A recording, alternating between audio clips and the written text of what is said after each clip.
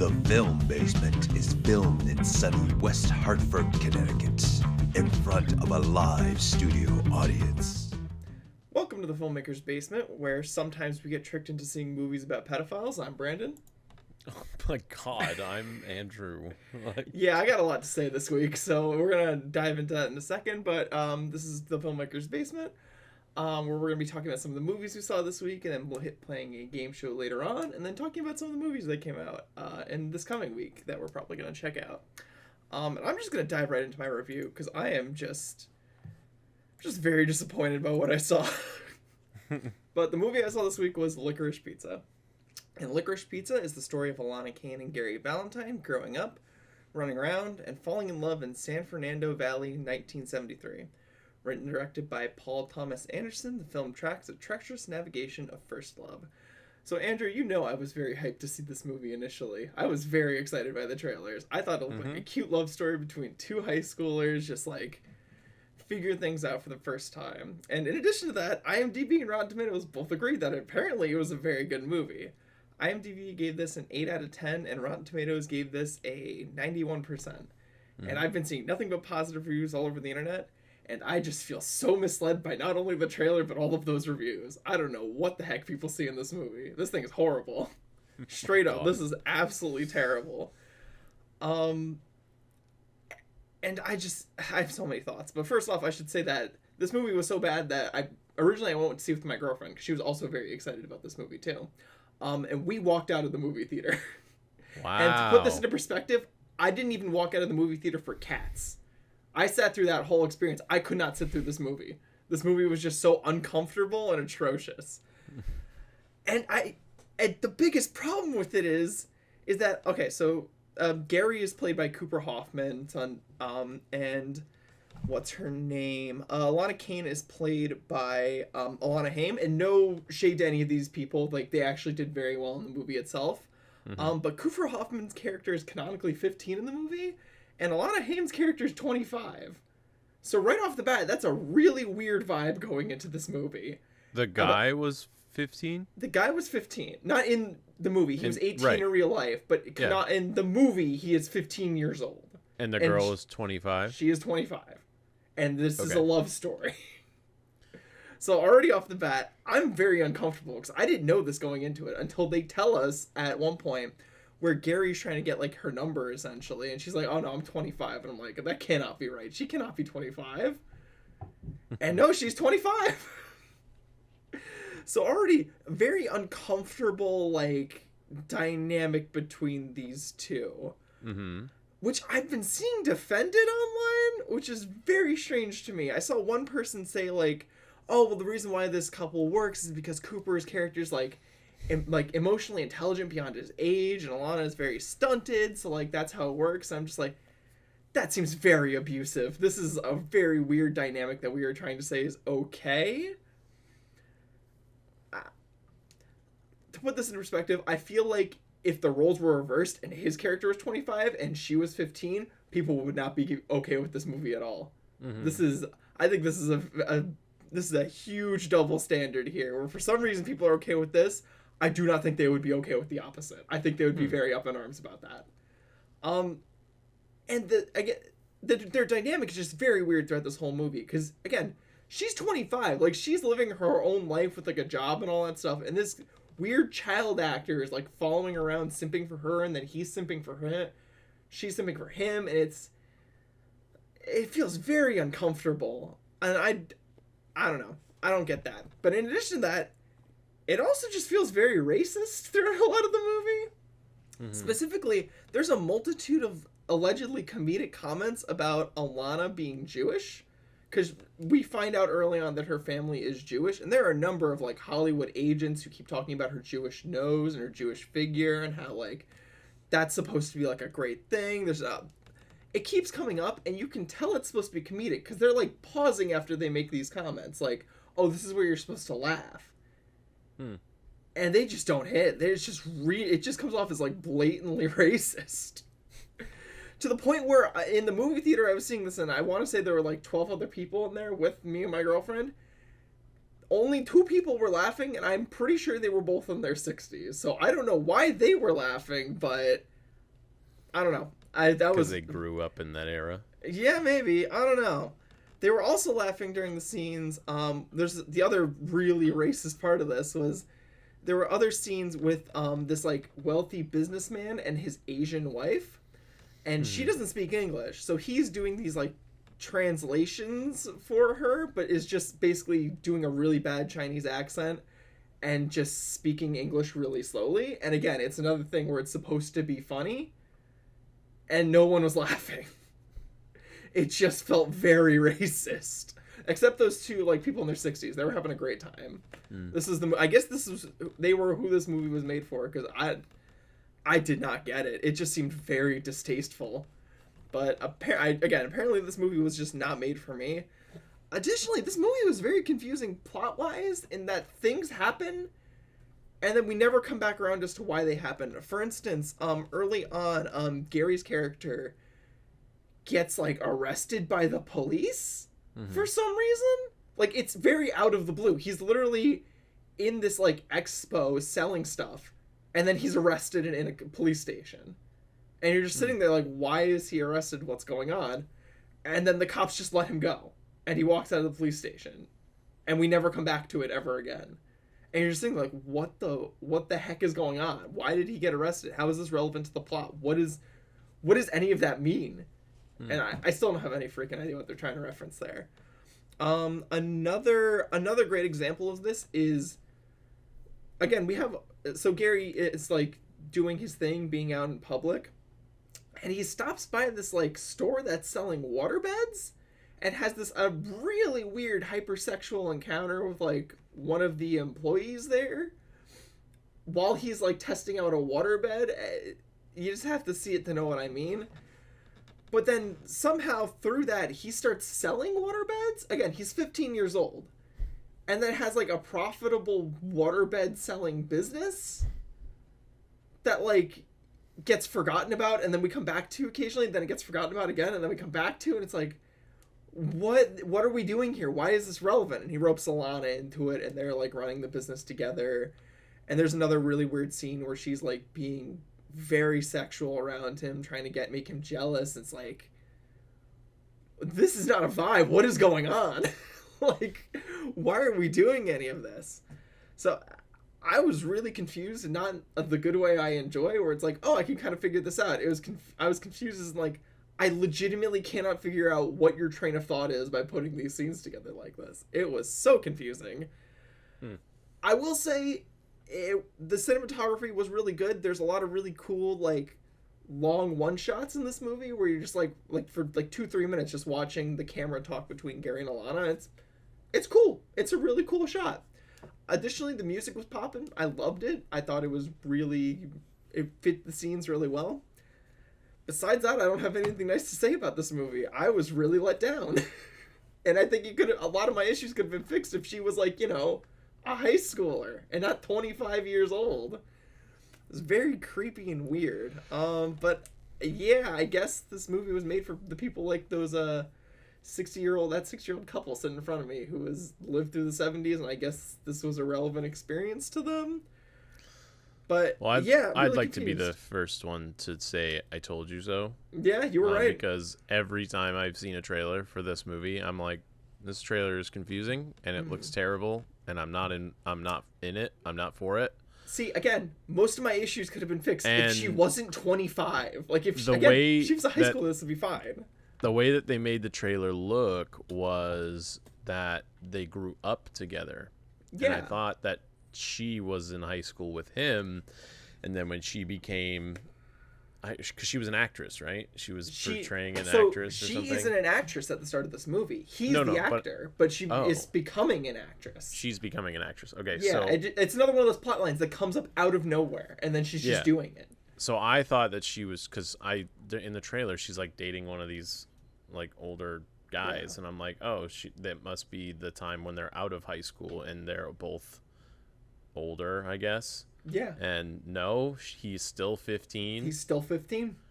It's weird. It's very weird. I don't know who this movie is for, legitimately. And I don't know why they thought this was a good idea. It's also a period piece, so it is a 60s movie.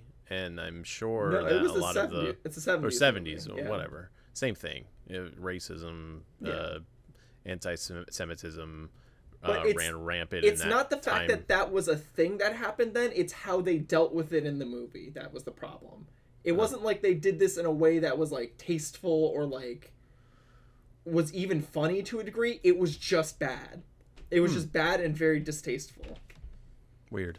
Yeah, it was not good. So I would not recommend seeing this movie. This movie's garbage, and I do not know why critics are giving it such a high score.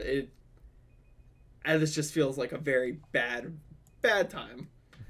But hopefully you had better luck with your movie this week. I guess I saw, and I probably won't fill the entire time that I'm supposed to be talking about this, mainly fair. because I don't really have much else to say about it other than watch it. It's free to watch. I watched this because of TikTok. So it's another movie that I saw because I kept seeing it on TikTok over and over and over. So I got on Disney Plus and I watched Encanto. Okay. So I was wondering where that was going for a second.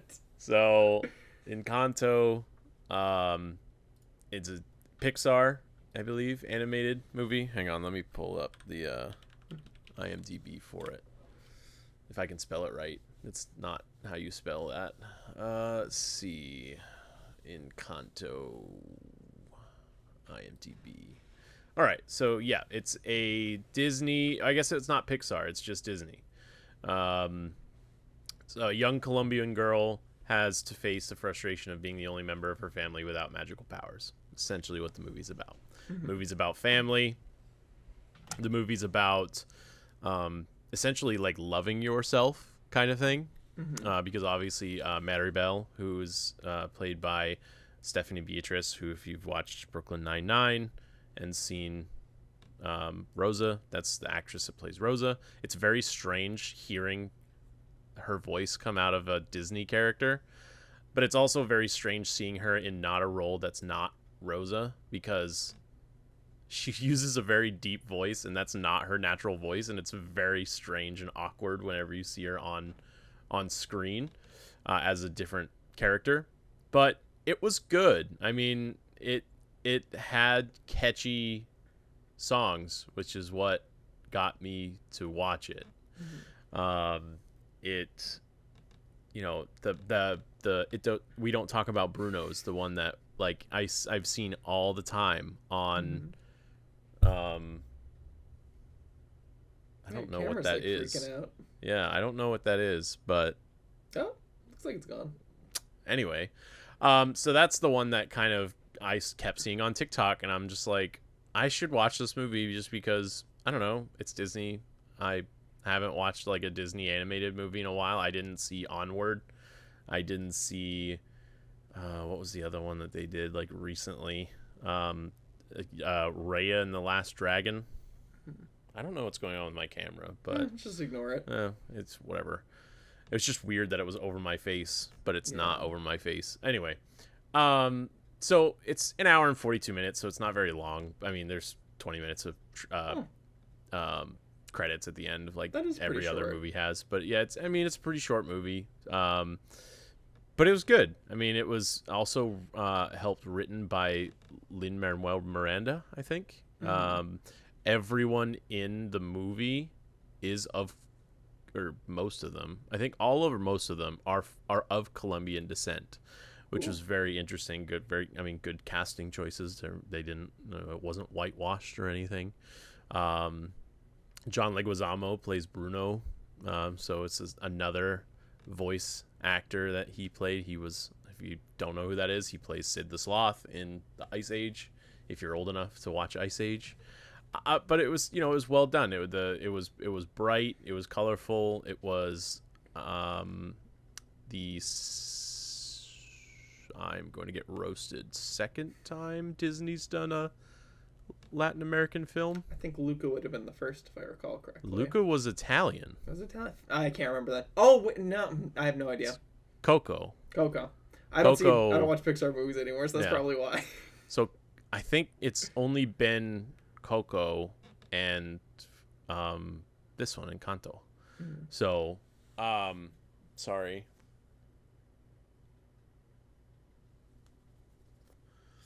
I have tinnitus, and it just kicked in like extremely badly. Oh, but no, I mean the story was really well done. It was a family kind of drama dynamic where she's trying to live her life without magical powers, and everything's kind of taking a downward turn, and it's a Disney movie. Like, it takes a downward turn and it builds back up with a happy ending where everyone is all happy and everyone cares about each other again. So it's a typical Disney movie. But it was actually pretty funny. The funniest part of the movie was the first 10 minutes when she's singing about her family and everyone's like gifts that they've received, and the kids in their town are asking her about her gift, and she's like, she finally says that she doesn't have one, but she's happy anyway.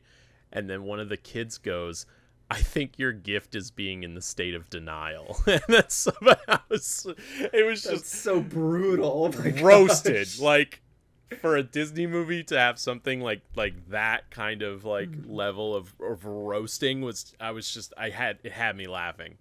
And Bruno's character was actually pretty funny too. It was kind of like a loner guy who still cares about his family but is kind of going stir crazy because of the lack of human interaction. But it was a cute movie. It was very well done. The animation was really good. It was, like I said, very colorful, very bright, very vibrant. And the music was good too. I like movies with a good soundtrack, and that one was catchy. It was catchy enough for me to watch it on Disney Plus after it had already come out. So definitely go watch it. I mean, it's free. I wasn't gonna pay to watch it, but it was free to watch on Disney Plus. So you get Disney Plus. I'm basically just fishing for a sponsor at this point, whether it be HBO Max or whether it be Disney Plus. I was about to say, you've given up on HBO Max? No, I'm just throwing lines out in the ocean now to try to get something to stick. So, but it's good. So, there's a lot of good stuff on Disney Plus that I'm going to talk about probably later. So definitely. Well, I mean, hey, it sounds good. I've heard good things off TikTok, people talking about Bruno and what not to do around him, but maybe I'll give that just don't a shot talk at some about point. them. They don't talk, but they can sing about them, right? Yes, you can sing about them. Okay, They don't talk about them. Don't talk about Bruno. Can't ever talk about Bruno. But moving on, let's get to everyone's favorite segment, Pilot Wings.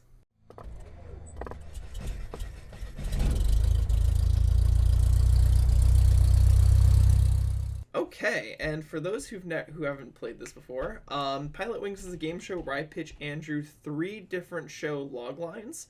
2 of them are real shows, and 1 of them is something that I made up. Andrew has to suss out which is the fake one. And I think I got some good ones this week, but we'll see. So, number 1. Set in the 80s, this horror thriller follows a construction team who uncovers a vast structure and its dark secrets under the streets of Rome. Number 2. This semi-autobiographical show revolves around a picture-perfect family turned upside down when the youngest son comes out of the closet.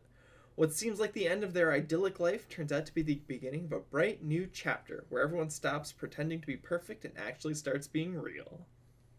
And number 3.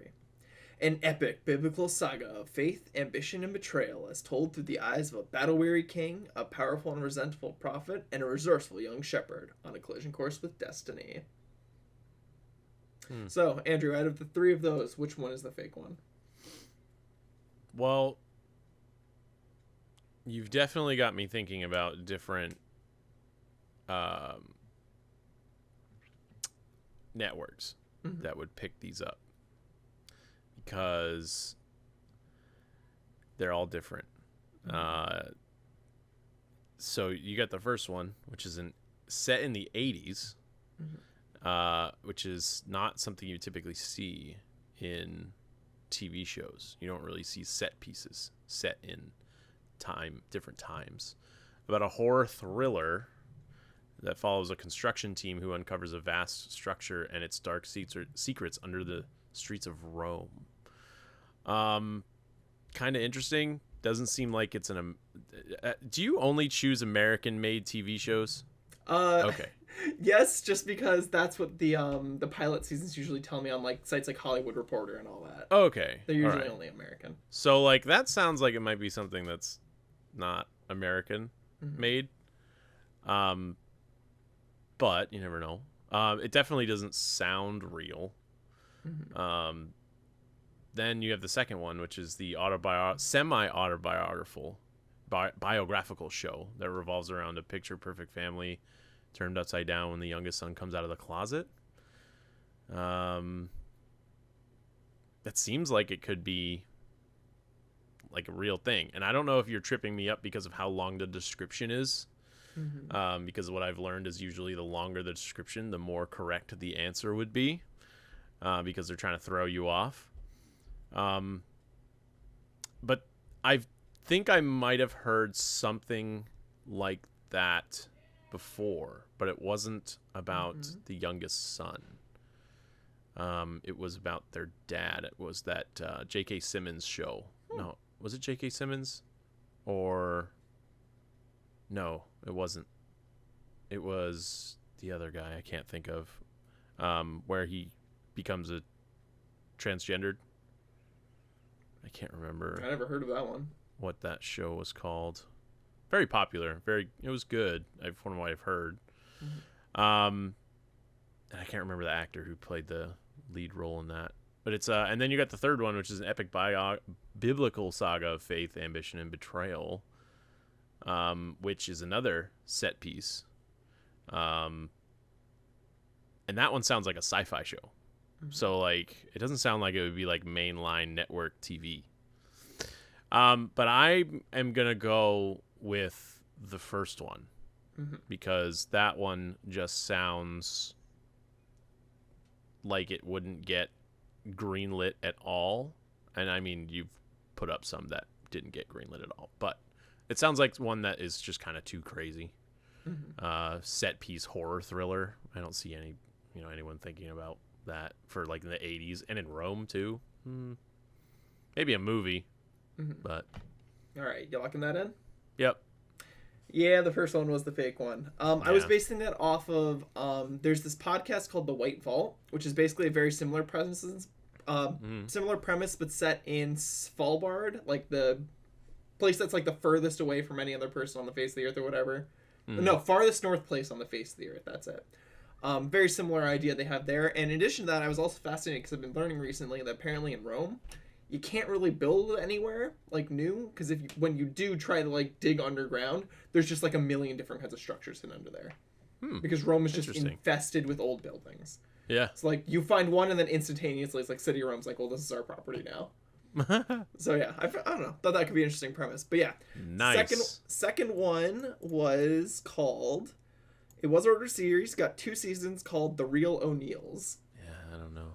Never heard of it either. And this one, I was surprised this one got made, honestly. It's called Kings and Prophets. It only got a single season, though. But I was even still surprised it even got made, honestly. It sounds like... I don't know. It sounds Kings and Prophets? Kings and Prophets.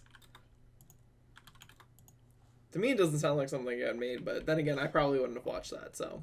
I don't know my target demographic there. It got picked up for a season? Yeah, that's what I found at least. I don't see it unless it was that's a movie.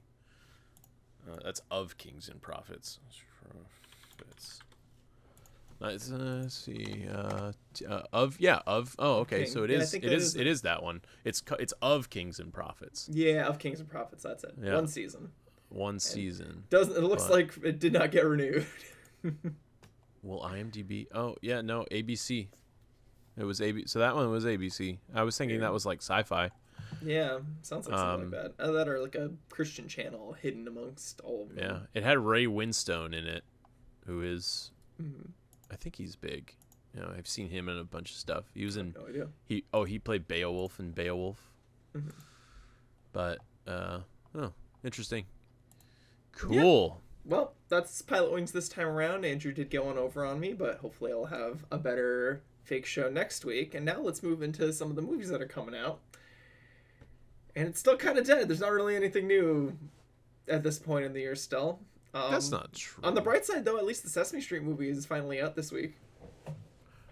Yeah, I was gonna say not only is the Sesame Street movie out, but then you've got that weird. Well, it's not weird. I mean, the movie's not weird, but it's weird that it's coming out now in January. But Scream, oh, yeah. Scream, which again I do not trust. Mm-hmm. I do not trust that movie. Oh no, I've heard it's not good. Yeah, that does not surprise me. But yeah, I mean, yeah, no, not much. Scream, Sesame Street, and that looks good though. A Ben Affleck movie, apparently. Ben Affleck movie. What's that? Called Ben Affleck? Oh no, Deep Water? Deep Water, yeah. Yeah. Which doesn't even have a poster on IMDb, so no, it doesn't. You can tell it's big. That looks interesting. A well-to-do husband who allows his wife to have affairs in order to avoid a divorce becomes a prime suspect in the disappearance of her lovers. It's a thriller. I mean, Gone Baby was Gone was Girl? that right? Gone Girl? Yeah. Yeah, it sounds very similar to Gone Girl. Gone Girl was good. Gone Girl was very good. So yeah. A Ben Affleck thriller, I might see that. I don't know. I'm probably gonna check out either Sesame Street or Belle because Belle looks very good. The animation in that movie looks absolutely gorgeous, and it just sounds very good. So that's on me, but I don't know. We shall see. Right. But yeah, I think that's gonna bring this episode to its close. I just want to know if what rating they gave the Sesame Street movie, because it better be good. It better be good. Obviously, it's Sesame Street, right? Yeah. But it's got Bo Burnham and Chance the Rapper. Chance the Rapper. Like, come on. I mean, Anne Hathaway too. Yeah, but I was seeing that. That was another one. I was like, really?